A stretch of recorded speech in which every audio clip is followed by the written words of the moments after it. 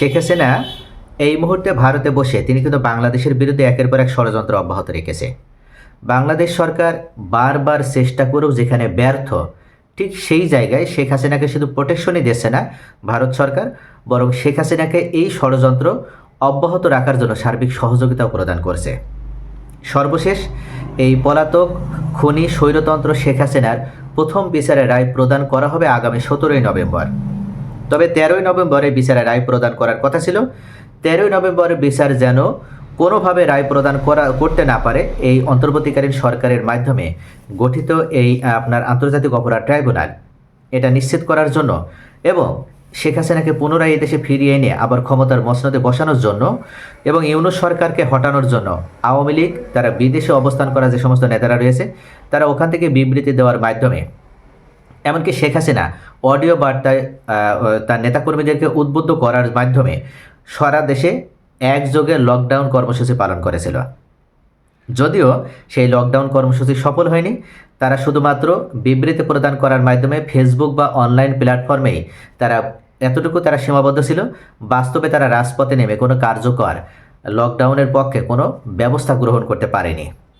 তবুও বারবার ডক্টর মোহাম্মদ ইউনূস উনি উল্লেখ করেছেন, এমনকি উনি জাতির উদ্দেশ্যে দেওয়া ভাষণেও সর্বশেষে উল্লেখ করেছেন 13ই নভেম্বর, যে ভারতের মাটিতে বসে পলাতক শেখ হাসিনা যেভাবে বাংলাদেশকে অস্থিতিশীল করার চেষ্টা করছে, এটা যদি ভারত সরকার বন্ধ না করে তাহলে সেক্ষেত্রে বাংলাদেশ পুনরায় ভারতের সাথে সম্পর্ক বিবেচনা করবে এবং কোনোভাবে ভারতের সাথে হয়তো কোনো ধরনের কোনো সম্পর্ক রাখবে না। ভারত চাইলেই কিন্তু শেখ হাসিনাকে এই সুবিধা প্রদান না করতে পারত, কিন্তু ভারত তারা যেন নিজেরাই ইচ্ছা করে বা স্বতঃস্ফূর্তভাবে শেখ হাসিনাকে এই সুবিধা করে দিয়েছে বাংলাদেশের বিরুদ্ধে এ ধরনের বিবৃতি প্রদান করার জন্য। শেখ হাসিনা এই মুহূর্তে তিনি ভারতে অবস্থান করছেন এবং সেখান থেকে একের পর এক দেশবিরোধী চক্রান্তে লিপ্ত রয়েছেন। এমনকি বাংলাদেশের ভিতরে যে রাজনৈতিক অস্থিতিশীলতা, এমনকি সরকার হটানোর জন্য যে একের পর এক যে পদক্ষেপগুলো নিয়েছেন, প্রত্যেকটার পেছনেই এই সাবেক ফ্যাসিস্টের প্রধান শেখ হাসিনার হাত ছিল।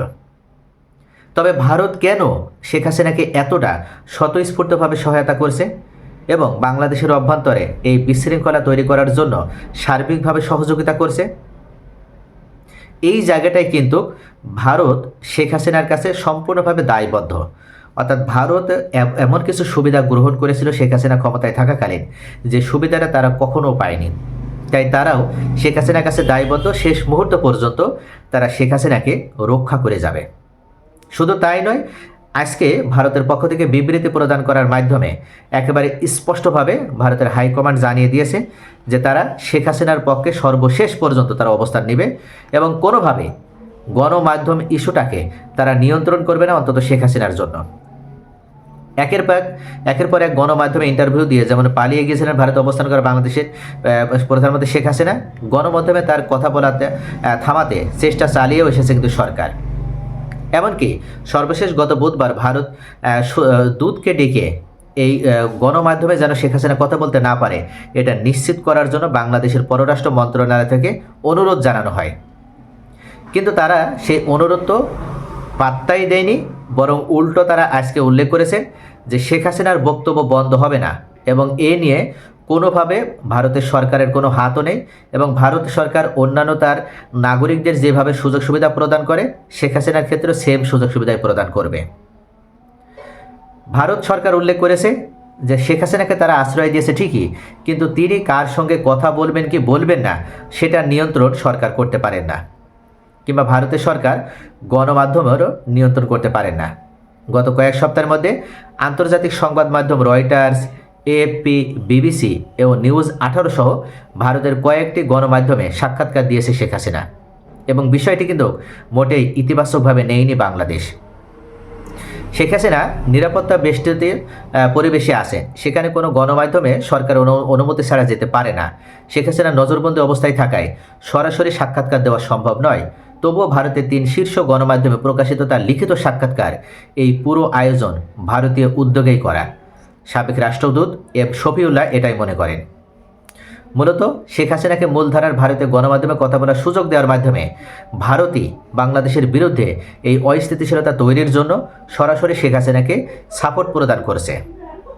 শফিউল্লাহ দাবি করেন দেভালের মন্তব্যের পর বা দেভাল যে মন্তব্য করেছে যে তারা শেখ হাসিনার কোনো ধরনের কোনো কার্যক্রমে বাধা প্রদান করতে পারবে না, সে কার সাথে কথা বলবে কি বলবে না এই বিষয়ে কোনো বিধিনিষেধ আনতে পারবে না।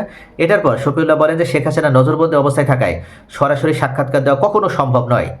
তাই এক্ষেত্রে ভারতের সরকার তারা সরাসরি এবং ভারতের গোয়েন্দা সংস্থা তারা সহায়তা করার মাধ্যমে তারা শেখ হাসিনার মাধ্যমে যে বাড়তি তৎপরতা লক্ষ্য করা যাচ্ছে, তারা শেখ হাসিনার মাধ্যমে বাংলাদেশের রাজনীতিতে হস্তক্ষেপ করার চেষ্টা করছে এবং শেখ হাসিনার এই ধারাবাহিক প্রচার দুই দেশের সম্পর্কেও নতুন উত্তেজনা তৈরি করছে। সাবেক এই কূটনীতিরা আরও বলেন, শেখ হাসিনার বিরুদ্ধে যেসব অভিযোগ রয়েছে সেসবের বিচার বাংলাদেশেই হওয়া উচিত। তাই ভারতের উচিত এদেশের মানুষের প্রত্যাশা বিবেচনায় নিয়ে আইনের শাসনের স্বার্থে শেখ হাসিনাকে দেশে ফেরত পাঠানো, তার মতে ন্যায় বিচার নিশ্চিত করতে এবং দুই দেশের মধ্যে সুসম্পর্ক, স্বচ্ছতা ও আস্থার পরিবেশ তৈরি করতে ভারতকেই এ বিষয়ে দৃঢ় অবস্থান নিতে হবে।